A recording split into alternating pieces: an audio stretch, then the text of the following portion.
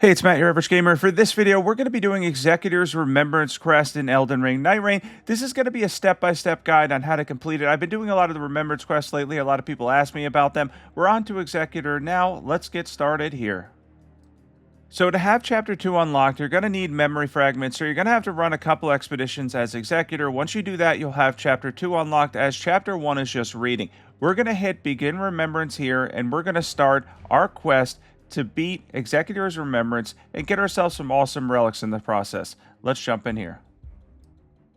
First thing you have to do is talk to Guardian. You're going to have to talk to Guardian briefly as to start this quest. And of course, this is going to be an expedition-based one where we're going to have to grab an item and we're going to have to face a Bloodhound Knight. I'll talk about how to do that in a little bit because I have a specific way for how I like doing these, essentially, that makes them a little bit easier. And for me personally, it does help a bit, so I'll talk about that in a second. After Guardian, you're going to talk to Priestess, and then you're going to get an objective. You're going to see it in the bottom right-hand corner right there, personal objective added. And then for this, my suggestion to you is to queue up for solo.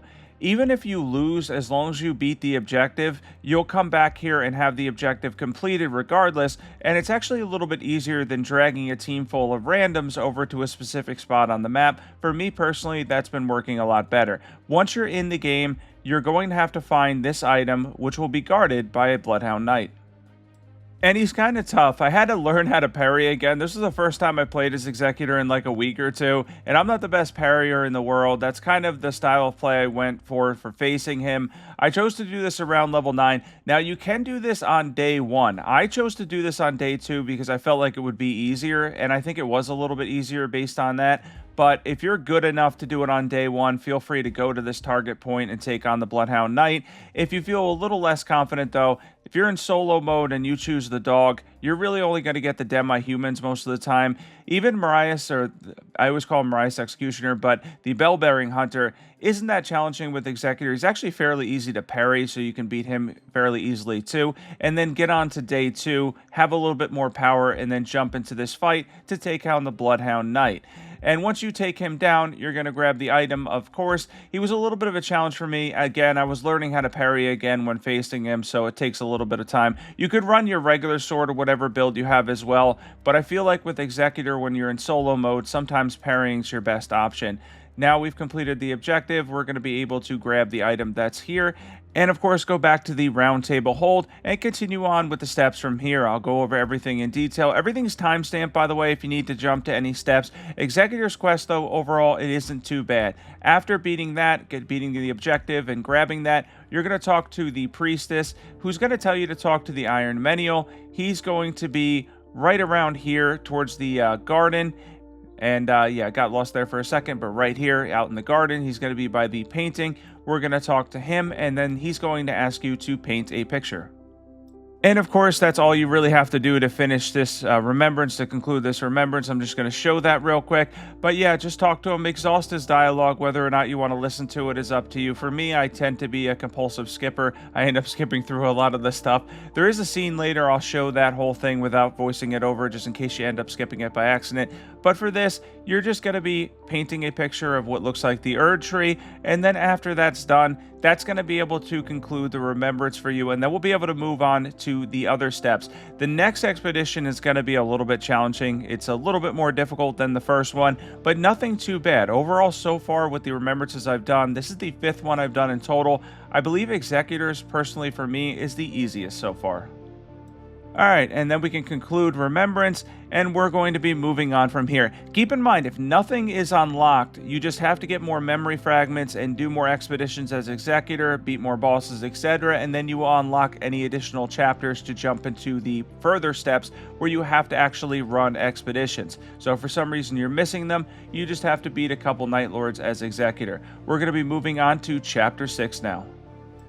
And this is the next major step for Executor's Remembrance. It's not too bad overall, though. This is going to lead you into 2 more challenging fights, I will say that, but nothing too crazy. And again, you can queue up for solo mode for these if it makes your life a little bit easier, really only having to get past the first day and first night. And after that, if you lose, it counts no matter what. As long as you don't leave, as long as you finish, if you end up dying, it'll still count. We're going to talk to the priestess first and hit Ascent. And this is going to be where we have to grab, I believe it's something like a golden seed or whatever he's looking for. And we're going to queue up again in solo mode. I'm going to choose the dog so I can easily get on to day 2, night 2, etc. Day 2 is really what we need. And this is going to be in the mountaintops terrain. You're going to run all the way through the river valley to the back. I initially went up the mountain, that was the wrong way. And then there's going to be a tree avatar that spawns. He is relatively difficult.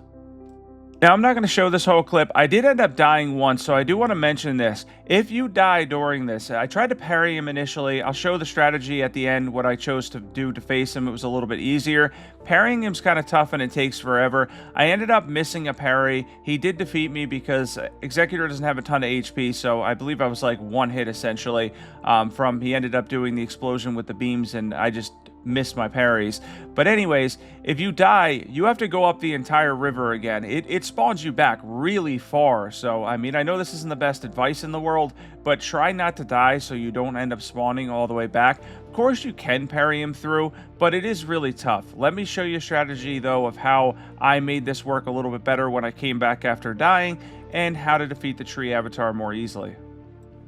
And I chose Poison for that, ultimately. Poison worked really well for me. I came back. I kind of gave up on the whole parrying thing. He takes great poison damage. You can tick down his HP and get a good amount of damage. His attacks are actually easier to dodge, and then you can dodge the holy attack easier because that one, the explosion with all the things that come at you, whatever they are, the, I forget what it's called, Golden Land, essentially. It was the Ash of War from Elden Ring. Yeah, that's really hard to parry through, so I ended up dying the first time from that. I recommend going back, facing him that way, dodging, using poison's really effective. We picked up the Golden Sprout, and now we're going to be moving on from here. Not too bad once again in solo mode, and now we're going to be talking about the final steps. This will bring you into a scene. I'm going to show the cutscene now. I am not going to voice over the cutscene in case you end up skipping it for some reason. You could see it here, and then I will go over the fight upcoming, which is challenging.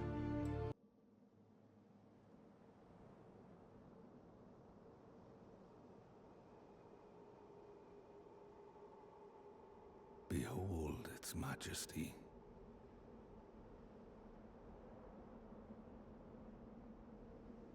It never fails to move me.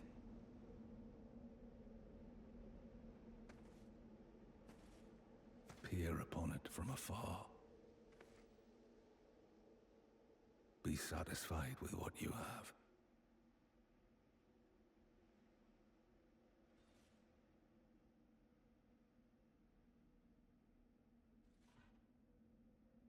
I will curtail the threat that awaits us.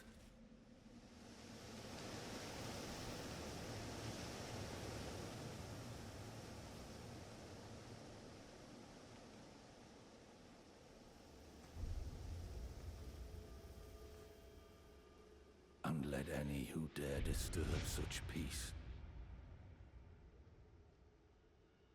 face my blade.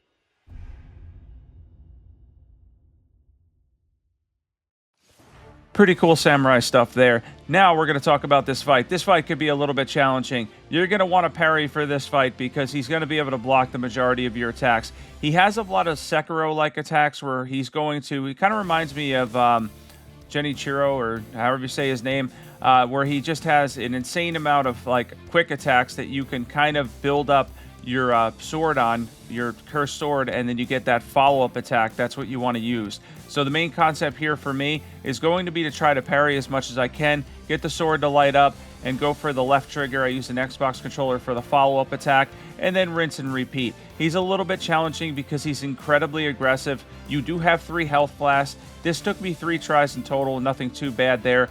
But ultimately, he is a pretty challenging foe. He's going to be fairly difficult, especially if you're not the best at parrying. Of course, you can beat him the other way by running up and, you know, going for status effects, etc. But he's going to be able to parry a lot of your regular katana moves too. And in one case, I did attempt it on him, and he was able to critically break me. So you really don't want that to happen. Instead, I decided to go for the parries. He's got that 5 move that's kind of easy to parry. You follow up right after with an attack, heal when you need to, and just continue to block the attacks. There he goes, and he goes down right there. Not too bad at all. That's your best bet. He has that 5 combo. Once you get the rhythm of parrying that, it makes the fight a lot easier. I realized that. Again, 3 tries for me, nothing too crazy. There's going to be another scene upcoming here, a little bit of stuff that I'm going to leave without any voiceover in case you skip it, and I will catch you guys at the end of the video to conclude the Remembrance.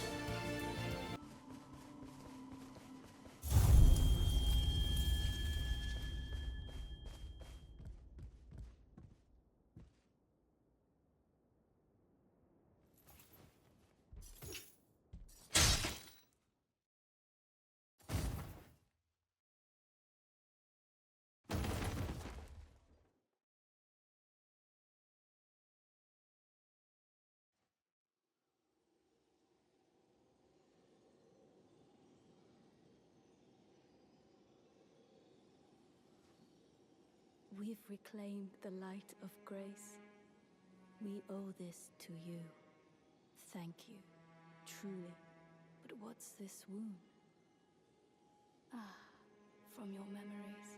I vow, as priestess, that the Erd tree will live again.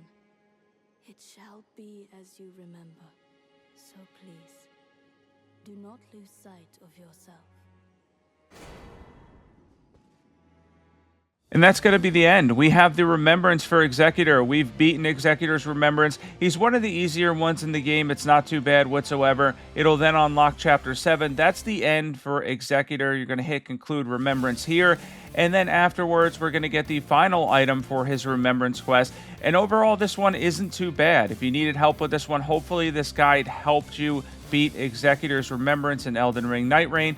I tried to do it step by step without really cutting out anything, cutting too much to make it easy to follow. Overall, though, this one is not too bad. There's Chapter 7, the final one right there, where it talks about the Erd tree.